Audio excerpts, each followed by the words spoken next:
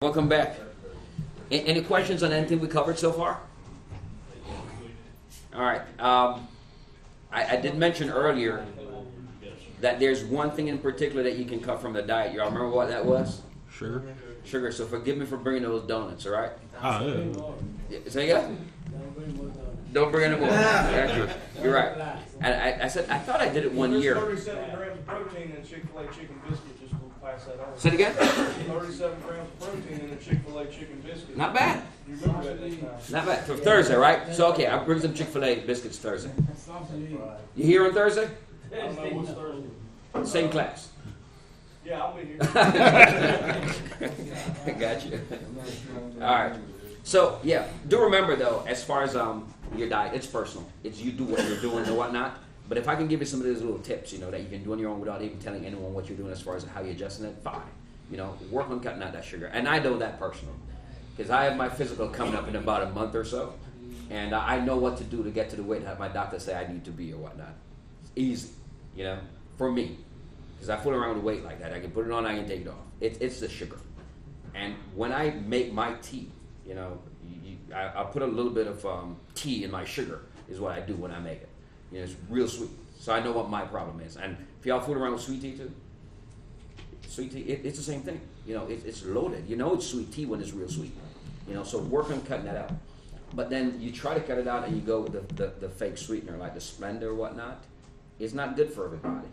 There are certain blood types where your body will not break that down as far as what you're putting in there. So just cut back on it. So one of the things that you can do is when you purchase your tea, it doesn't have to be, the way you begin that is, I go half real sweet tea like we always do, and then half on sweet. That's just how you start it, and eventually you work your way from it. But sugar is that culprit. And if you look around, as it is in my family, grandparents, all of them, parents, diabetes, So when I tell my sisters that I know it's coming my way anyway. But there are certain things that I must do though, because it can be managed, and I can delay it as best as I can. You begin to eat a little bit better, and I encourage you, to work on that sugar as far as that start is concerned. I went through a period too when I tried a vegan diet or whatnot.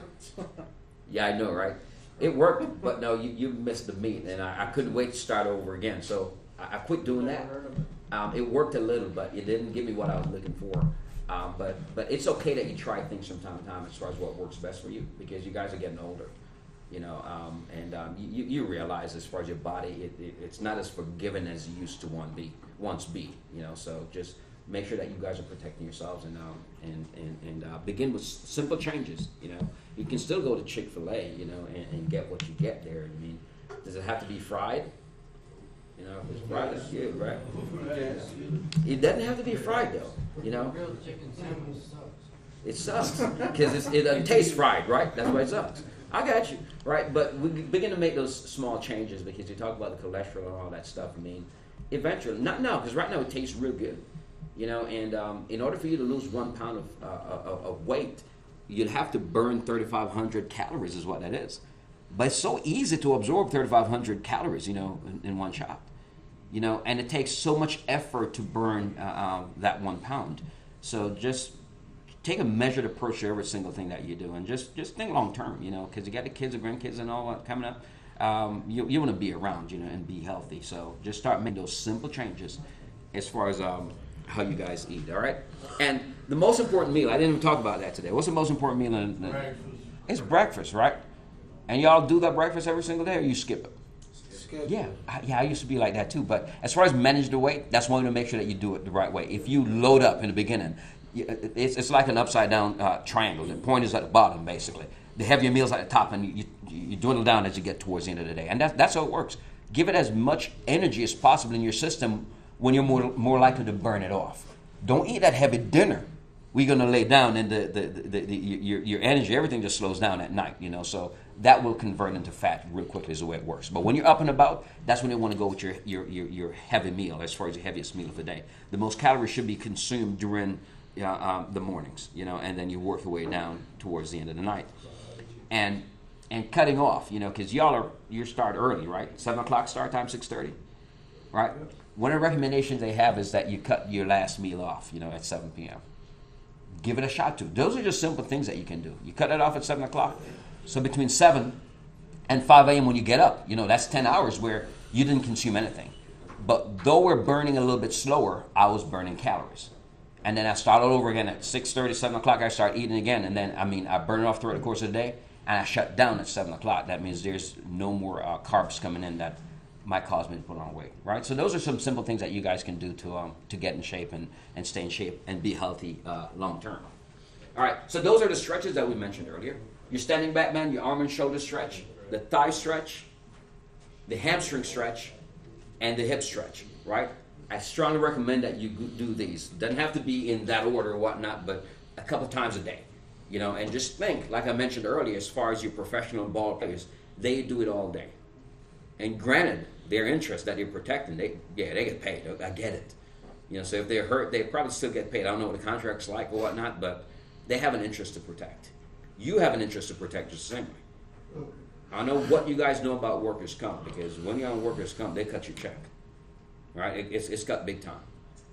You get about 60% of what you normally make is what it is.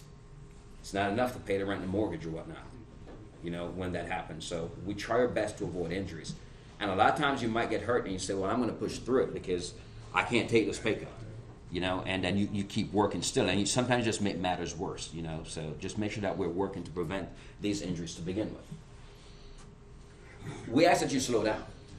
Now, I don't mean stop working, but slow your pace down a little bit as far as how you work. Don't go too hard at it. We have to get the job done. I get it. We have to be productive. We have internal and external customers that you guys satisfy every single day. And when I say internal, I mean the folks that work here in Cobb County. And you do affect us all day as far as what you do. And then we have the external customers who complain about everything all day. And they're quick to remind you that you work for them. Right? So remember that. So, but as you're out there working, do work for them because they're the taxpayers. I get it. But just make sure that you're not pushing yourself too much. You're not working too hard. And working too hard, not being productive, but working too hard in the sense that you're doing too much to the point where you might get hurt. And then if you work on a crew and you get hurt today, we're going to have to run it without you tomorrow. So it's more work that we have to pick up right now when you're not here. So think about your team that you're working in. And don't go out and just start doing things on your own. Just make sure that you have your team behind you when you guys are working. It's through repetitive motion that we sustain a lot of muscular type injuries or whatnot. It's where we're exposing your body to repeated type lifting over an entire shift. And then we do it not just for 8 hours. Sometimes it's 10 hours. Not 10 hours. Sometimes it's 12 hours because you guys do 7 12s or whatnot. So it depends on the shift that you're working on. But you're at it, for 4 days, 5 days, 6 days, 7 days in a row sometimes, So you're working real hard. So make sure that you condition your body for that. Allow yourself more recovery time between lifts as well. So you're not in a race, to remove a lid and put it back on or whatnot, or to get to 10 manholes in about an hour or whatnot. That's not the job as far as what's required of you. We have to get it done in a timely manner, of course, but just make sure that you're pacing yourself in between. Allow your body to recover a little bit before you go back at it again. As far as your back, we want to rest it, frequent breaks. So every now and then, I'm lifting an object, I stop and I do a couple of, there's nothing wrong with that you do that. And again, your supervisor, your management team should support you on that because they get to look at these reports and see what their workers' comps are like as far as folks getting hurt. People are not here. They feel it just the same way. We're trying to get coverage and you don't have enough people because folks are hurt. And I don't know what your division is like, but if you peek in there right now, there's probably someone who got hurt from just back injury or whatnot, not at work. Or if they're at work, they're probably on light duty or whatnot. It's not the same, right? And then just imagine what that person is experiencing. Like I told you, a gentleman who was in his 30s that I was working with when he got his back injury, and he's done. Every year I go back to New York in May, and like next month I'll be seeing him because I go visit him each time. Was a young guy, but he's working hard. And Coca-Cola back then, they had a system. It was a commission-based system. The more so they deliver, the more money you make. So these guys, before they had a commission-based system, you give them a truck to deliver, they'll take all day into overtime to get it done. But when they went a commission route, guys are coming back at 11 o'clock for a new truck, a different truck. I already delivered one, let me go for another. And that's what he did. So he came and he went for his second load, and that was it. Just a key that fell on the ground, he reached over for it to pick it up, and that was it. So it's not always about the weight, you know. It's the technique that you apply to lift. And as far as your age is concerned, of course it takes longer to recover when you're older. But he was just in his 30s when that happens, and today he's walking with a cane. That's it. So the back surgeries, I mean, there are doctors who do that, but that doesn't mean that you're going to be 100% recovered. That's not how it works, you know. So just keep that in mind. As far as the mattress is concerned, they ask for a firm mattress is what you sleep on, right? Firm mattress. And like I told you, there are times when it's real bad for me, and I know I'm not supposed to sleep on that heating pad. They tell you that. There's a warning on it. When you plug it in, it says don't sleep on it, you know, because they don't want you to get burnt or whatnot. But sometimes it's real bad, you know, and I lay on it, and sometimes I fall asleep, and I'm not going to wake up and remove it, you know, because I'm comfortable. And sometimes it's on the floor. Sometimes that's what does it, you know. You lay on that floor, and that's what actually helps you, you know, to give you some comfort or whatnot. But listen to your body. As far as a firm mattress is concerned, I'm not asking you to go out there and spend $5,000, $6,000, $7,000 on a mattress that you have different sleep numbers on or whatnot, you know. Work with what you can afford. And you can firm up your mattress a little bit, you know, just by adding, you know, lumber to it. You know, it's simple. You know, one of the times for my daughter, when we broke that crib down, when said no more kids or whatnot, so we broke it down. And there are a couple of pieces of the crib that I kept, you know, and every now and then you slide it on my side, you know, of the bed, and that goes on in the comforter or whatnot. You lay on top of it. That's what gives me relief, you know. So look around the house and see what all you got as far as what it takes to give you the relief you need. And all I was trying to do is to get that natural form. Because if you lay on that mattress and it's a little bit soft, then your back will sink into it, and it doesn't help one bit. You want to keep the back in its natural form. Remember, if you're going to be on your back, the knee should be slightly elevated, especially after sustaining a back injury. So it should be slightly elevated, and you're probably going to put some pillows down there is what you're going to try to do. But just make sure that as we're doing that, we elevate the legs, that you don't elevate your head too much, right? What we want to try to do is mirror that as far as just in your natural form is what we're trying to do. So don't raise up too much, you know, and then raise up a little bit here or whatnot. So it creates a dip in the back just the same way, and we want to keep the back in its natural form. We do ask that you get in shape. And I think you guys know how to get a hold of me. You know, there are a couple of individuals in this county that I do work with. I'm not a fitness instructor or anything like that, because believe me, I mean, they tell me my weight right now, they tell me that I'm actually obese is what they say, but I'm like, I call BS on that. Oh, my bad. Chicken break order. They called you a beast. Obese, yeah. A beast. That's what it means to say, right? But you think about it, these numbers, things that they work with, they say when your BMI gets to a certain percentage, you know, that means you're obese. And mine's been there. So they say I at 5'6" needs to be 143 pounds. I tell them to kick right. That's not going to happen. Will not happen. You know, and there's a certain way that I can get to where my numbers, you do the blood work, your numbers are good. And for me, that's right about 170 or so. I'm sitting right now about 193 or whatnot, you know, and that's why they say that. So I get it. I'm only 5'6". But I'm going to work on that, you know, because like I said, I have a month to get in shape or whatnot. I'll make it happen. But if you guys have questions, you know, I can't give you advice, but I can tell you what I do as far as recommendation. Get a hold of me. There are a couple of individuals, like I said, that I work out with in this county, and everyone doesn't have to know about it. You know, there was one that used to work out at Wellstar, and I had the same membership there, and we would meet there before work or whatnot. So if you guys need that help, you know, I'll do that, you know, as far as trying to get you in shape or whatnot. And round is a shape, absolutely. Right, round is a shape, but we want to get in a different shape is what we're trying to do, you know, and square up a little bit, you know, and that's what we're trying to do, all right? But if you guys need to get a hold of me for that, by all means, let me know. They have two individuals in Cobb County who are instructors as far as fitness instructors.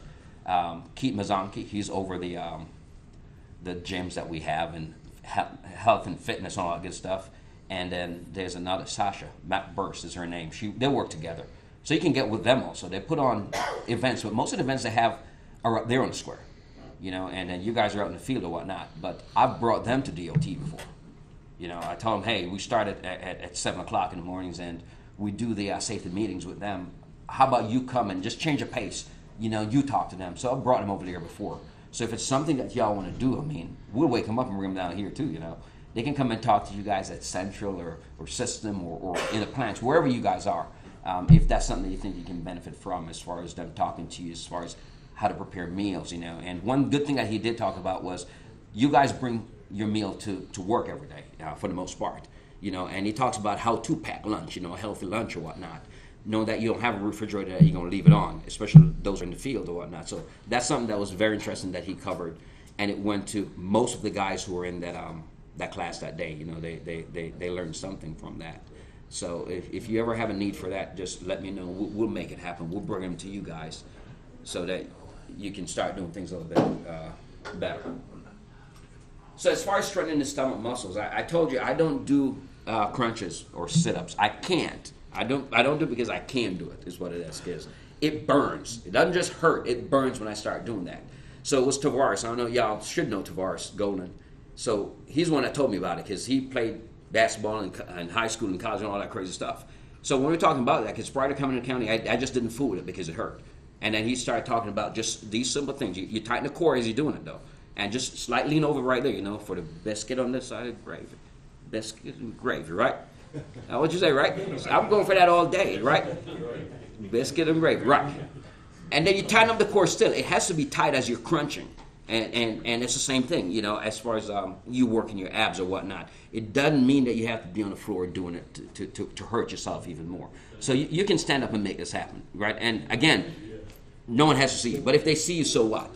So you do a bunch of these, and you can do hundreds of these, especially as you're in there looking at your six-packs in the morning before you get started going to work or whatnot, right? You just knock these out, and you'll feel it. Remember, you have to tighten the core in order to protect your back. It's that simple, right? What's going to prevent this injury right here is a strong core. I did mention earlier, when you do sustain an injury, right? If it's a mild injury that you sustain, the first 48 hours we're going to go with cold. Ice. Oh, you say cold beer, right? No, I'm sorry. Right, ice. We're going to go with ice. And after the first 48, we're going to go with heat. But sometimes it's a combination of both, though, as far as the ice and the heat. But what does the ice do, the cold pack? What's the purpose of ice first? Yeah, that's what it is. So if you look at it, it's swollen days 1 and 2, then we're going to go with ice. But days 4 or 5, whatnot, still swollen. Yeah, we're going to go with more ice is what that is. So it was last October, I actually was trying to play basketball, and I ended up dislocating that. Trying to intercept a pass, and all of a sudden I saw my thumb. It was hanging back here like this. So I tore, I think it was 2 ligaments, they said, or whatnot. So it just flat back. It couldn't come back up. The rubber band was gone.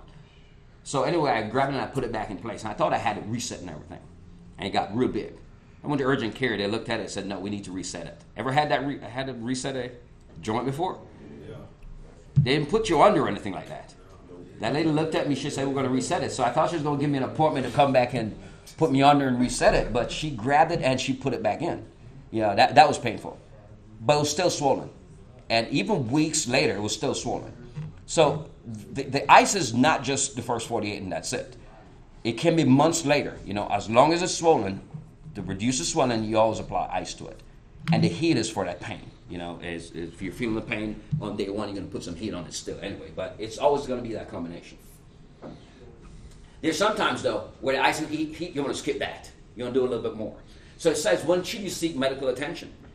If the symptoms are severe, you know what a mild back pain is, where you're going to take some ibuprofen and be okay type thing. If that happens, fine. Use that and use your heat pack and your cold pack.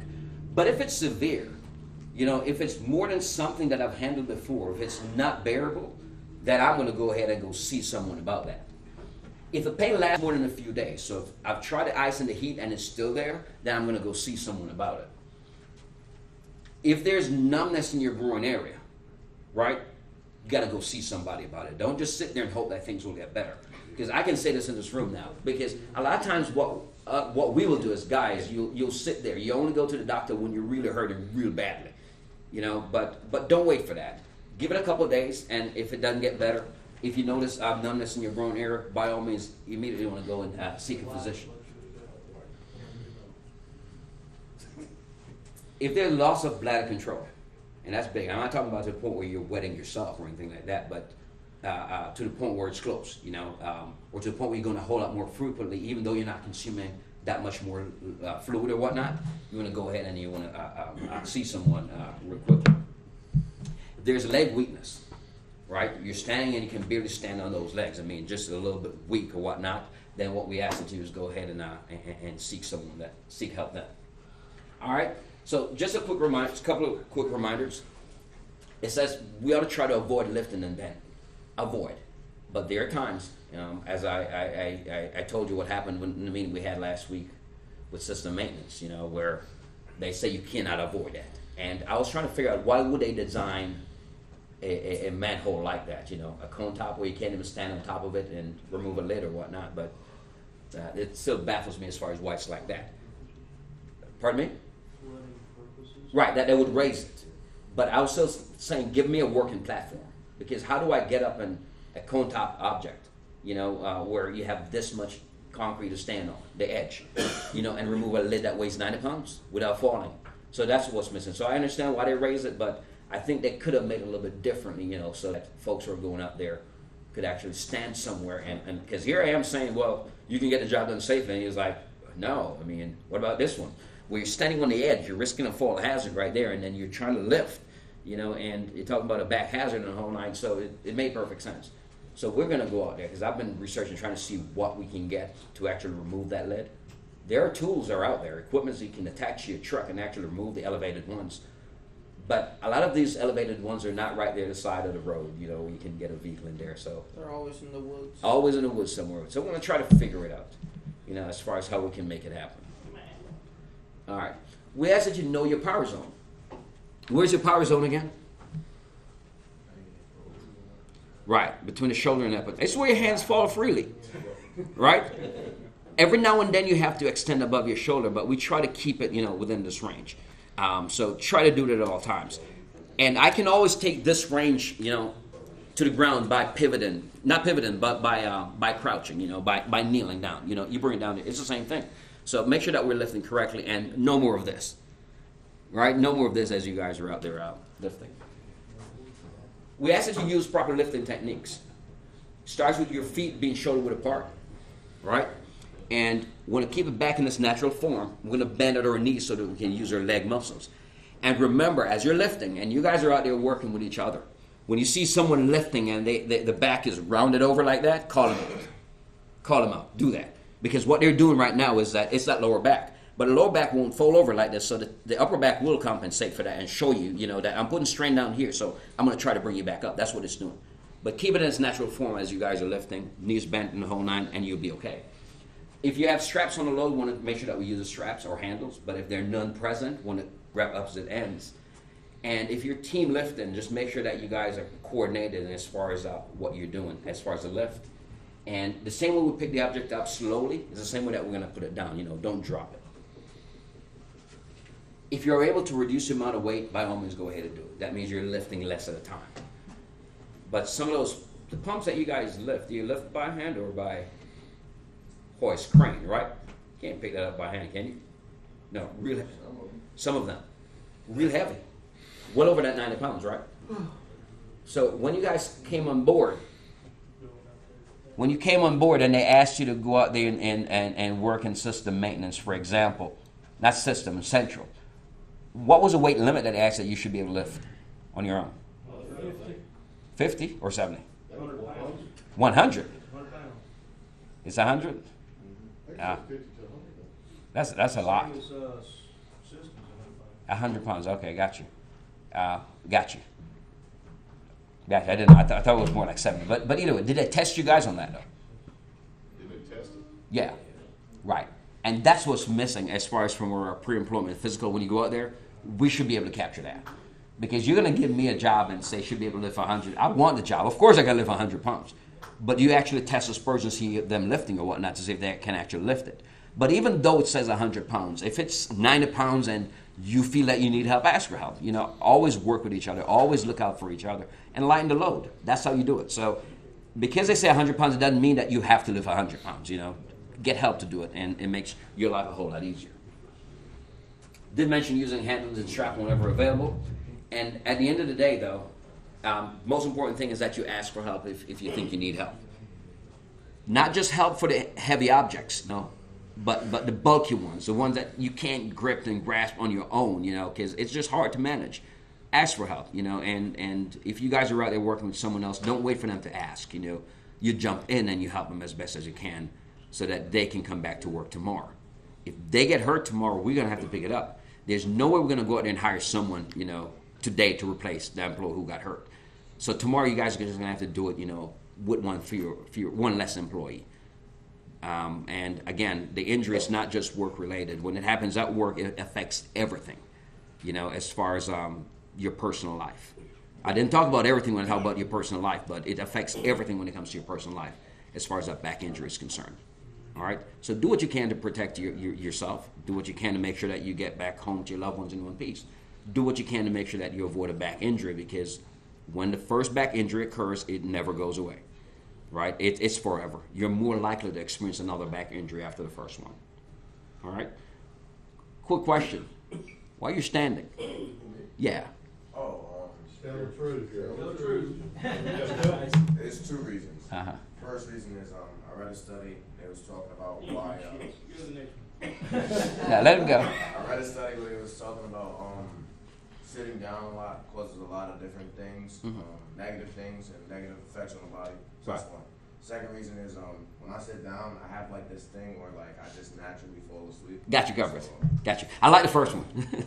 Right? I like the first one because we did a back injury prevention class before, and the guys actually wanted to stand, and I have no problem. Any class I'm teaching, I don't. If you want to stand, fine. If you want to sit, fine. It works for me. But standing for the most part, it's a whole lot better.